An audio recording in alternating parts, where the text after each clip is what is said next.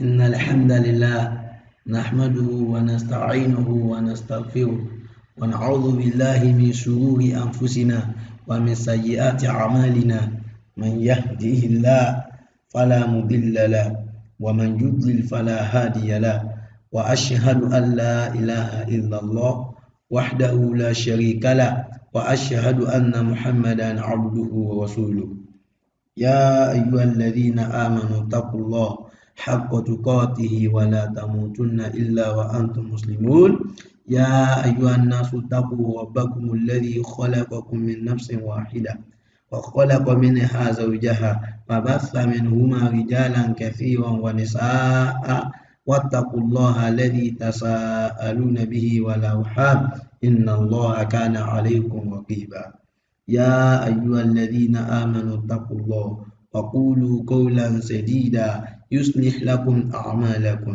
ويغفر لكم ذنوبكم ومن يطع الله ورسوله فقد فاز فوزا عظيما أما بعد فإن خير الحديث كتاب الله وخير الهدي هدي محمد صلى الله عليه وسلم وشر الأمور محدثاتها وكل محدثة بدعة وكل بدعة ضلالة وكل ضلالة في النار.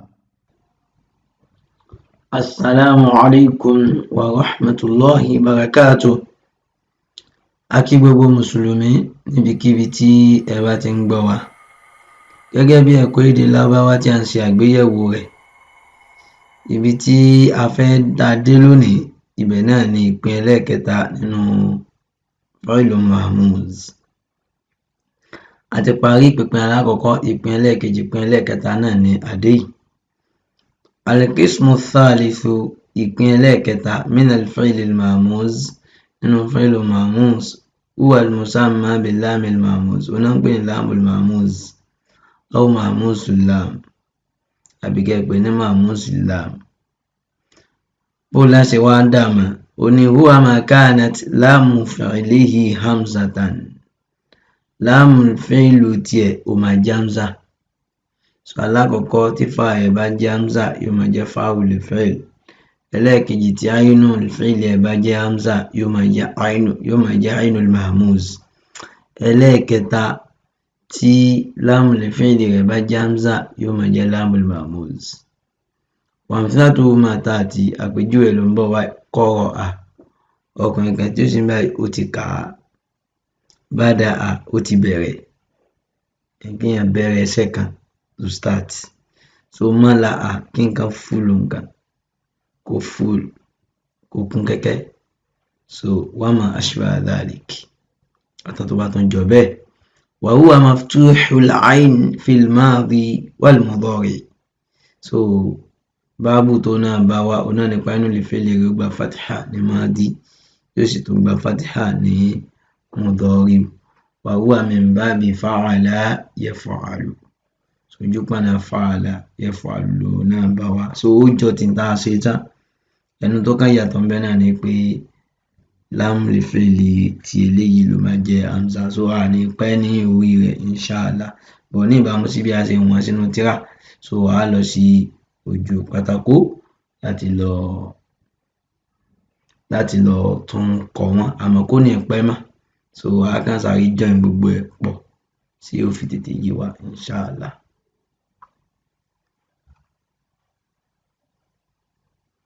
Ẹ̀kọ́ ti tẹ́lẹ̀ rẹ̀ ká fi lè ráyè kọ iṣẹ́ mìíràn.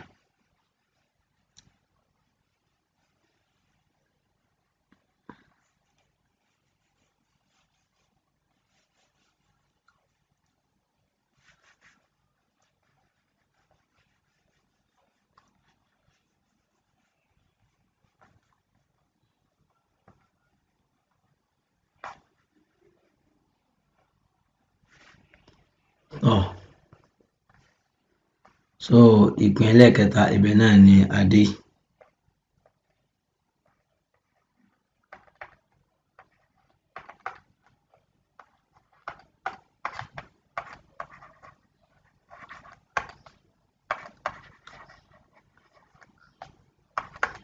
So ibẹ̀ náà ni adé.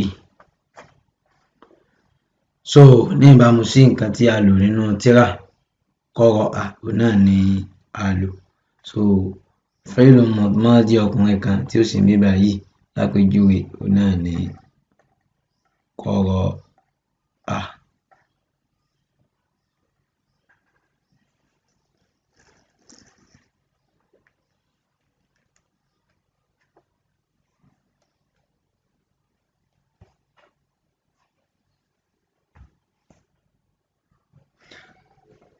Òun náà nìyí, ọkùnrin kan tí ó sì ń bí báyìí ó ti kà á bí a bí qara'a al-Qur'ana, qara'a al-kitaba, ó ka tírà náà. So èèyàn méjì ó máa jẹ́ qara'a gẹ́gẹ́ bá a ṣe ń wọ̀n bọ̀ lórí àsìkò.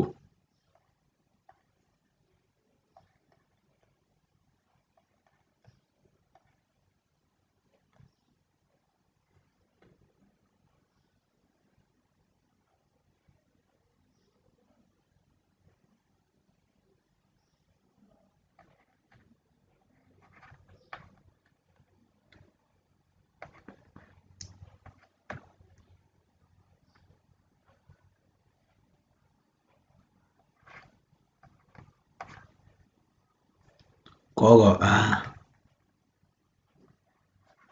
àwọn ọkùnrin tó pọ̀ tí wọ́n ti kà àwọn máa jẹ́ qara'u.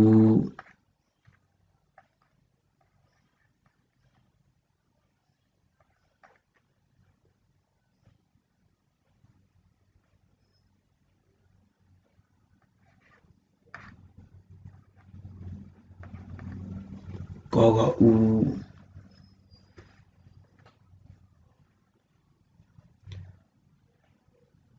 Obìnrin kan tó ti kà òun ó máa jẹ́ qara'at. So gbogbo bá a ṣe ń wọ́ọ̀kì ẹ lọ yìí, so mo gbogbo máa ti yí àwa náà dáadáa, àwa tí a bá ń bá wa bọ̀ tẹ́lẹ̀. Qara'at náà obìnrin méjì tí wọ́n ti kà wọ́n máa jẹ́ qara'ata. So bí èèyàn ṣe máa ń gbọ́ Lárúbáwá díẹ̀díẹ̀ náà nìyẹn.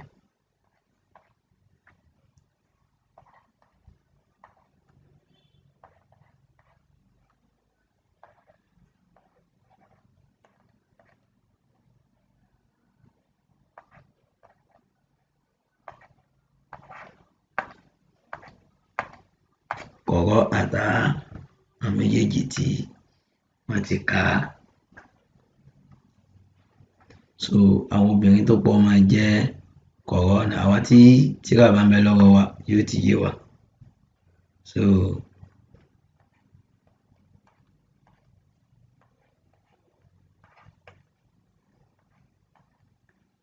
bàbá àdàpọ̀ yóò wá jẹ́ qara'na. So àwọn obìnrin tí wọ́n pọ̀ tí wọ́n sì ń bí báyìí wọ́n ti kà á. So torí pé àsìkò ṣì wà, ẹ jẹ́ ká ṣe gbogbo af'alul madiyya ká ṣe tán ní òní insha Allah.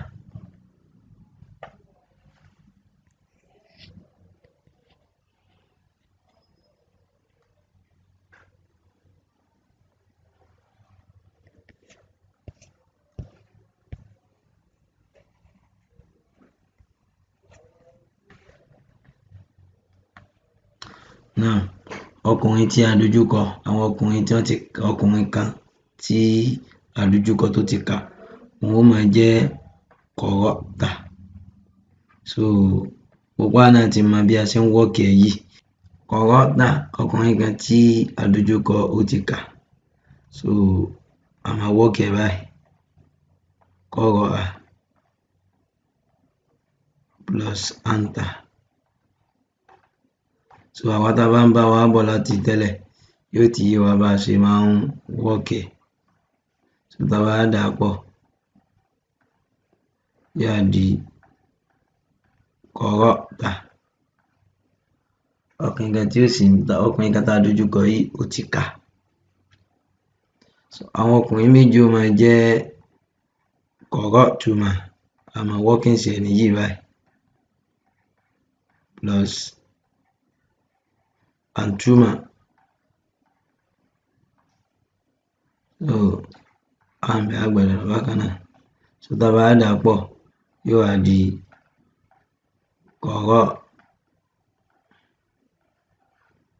qara'tuma. So tí ó wà ń bẹ nìyẹn. Qara'tuma àwọn ọkùnrin méjì tá a dojú kọ wọ́n ti kà. So tá a pa àwọn ọkùnrin tán pọ̀ là ń bá sọ̀rọ̀ pé wọ́n ti kà, òun máa jẹ́ qara'tum. Àmọ́ working sí ẹni yìí báyìí qara'a plus antum.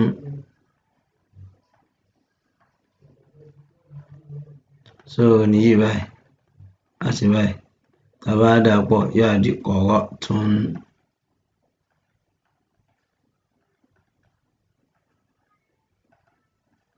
Qara'tum àwọn ọkùnrin tí wọ́n pọ̀ tá a dojú kọ yìí wọ́n ti kà. Kò bá lè jẹ́ àwọn ọkùnrin àtàwọn obìnrin náà pọ̀ bẹ́yẹn, qara'tum náà ni a máa lò. So obìnrin kan tiẹ̀ so tó ti kà á sọ pé kí ni o qara'ti. So á wọ́ọ̀kì ẹ̀ báyìí á dà wọ́n mọ́ anti. So àwa náà ó ti mọ working sí yẹn. Ẹni tí ó bá jẹ́ pé báyìí ló ti bá a bẹ̀rẹ̀ ẹ̀kọ́, so kó try láti lọ wo àwọn previous lesson àwọn ilé ẹ̀kọ́ tí a ti kọ́ síwájú, so ó máa lè mọ nǹkan tí à ń sọ dáadáa. So qara'ti, so obìnrin kan tá a dojú kọ ó ti kà. So tọkùnrin ó máa jẹ́ qara'ta al-Qur'an, ó ti ka Qur'an. So tí yẹn sìn obìnrin ó máa jẹ́ qara'ti. So tá a bá ti bóbìnrin sọ̀rọ̀ ó máa yàtọ̀ sí bá a ṣe máa ń bá ọkùnrin sọ̀rọ̀. Ìyẹn lẹ́fi rí pé ní èdè Lárúbáwá tí a bá ń bóbìnrin sọ̀rọ̀ àtìgbà tá à ń bá ọkùnrin sọ̀rọ̀ ó máa ń yàtọ̀. So tí yẹn sìn so àmọ́ àwọn èdè míì ò ní. So tí yẹn so qara'ti. So àwọn obìnrin méjì náà máa jẹ́ qara'tuma plus antuma. So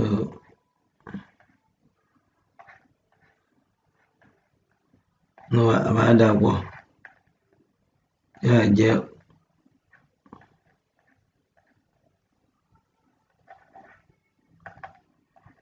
qara'tuma. So ní yìí báyìí. So àwọn ọkùnrin méjì àwọn obìnrin méjì tí a dojú kọ yìí wọ́n ti kà, àwọn méjì ti kà. So tá a pa àwọn ọkùnrin tó pọ̀ wọ́n máa jẹ́ qara'tum. A máa wọ́ọ̀kì ẹ̀ báyìí qara'a. So plus antum.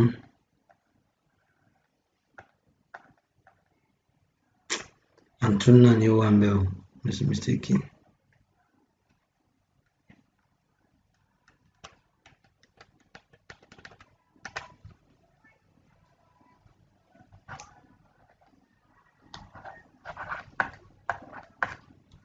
Antunna. So a ṣe báyìí tá a bá dà pọ̀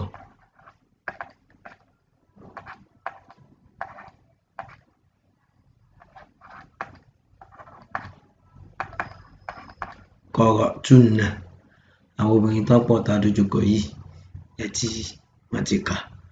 So ó wá pè mí tí mò ń sọ̀rọ̀ dáadáa bó dá ń sọ̀rọ̀. So á wọ́ọ̀kì ẹ̀ báyìí plus ana.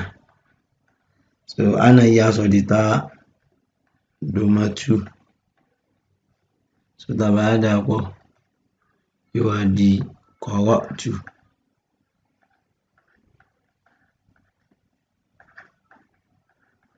Qara'tu al-Qur'an, mo ti ka Qur'an. So àwọn tá a pọ̀ tá à ń sọ ó máa jẹ́ qara'na. Á wọ́ọ̀kì ẹ̀ báyìí plus nahnu. Nahnu yìí á sọ di nú fati alif madina. So tá a bá dà pọ̀ yóò jẹ́ qara'na. Qara'na àwọn ọkùnrin tí a pọ̀ tá à ń sọ̀rọ̀ yìí àti kà. Ó sì lè jẹ́ àwọn obìnrin ni wọ́n, ó lè jẹ́ obìnrin kan àtọkùnrin kan, ó dẹ̀ lè jẹ́ àwọn obìnrin tó pọ̀. Qara'na náà ló máa sọ. Ó sábà ti jẹ́ òun nìkan ni ó ka nǹkan yẹn. So inshallah tí ó bá tún di ilé ẹ̀kọ́ tó ń bọ̀ a tún gbìyànjú láti ṣe af'alul mudari'iyya òun náà tán. A gbìyànjú àti ṣe tán. So kó lè bá ètè máa lọ. So subhanaka Allahumma bihamdik. ashhadu an la ilaha illa ant astaghfiruka wa atubu ilaik. Assalamu alaikum wa rahmatullahi wa barakatuh.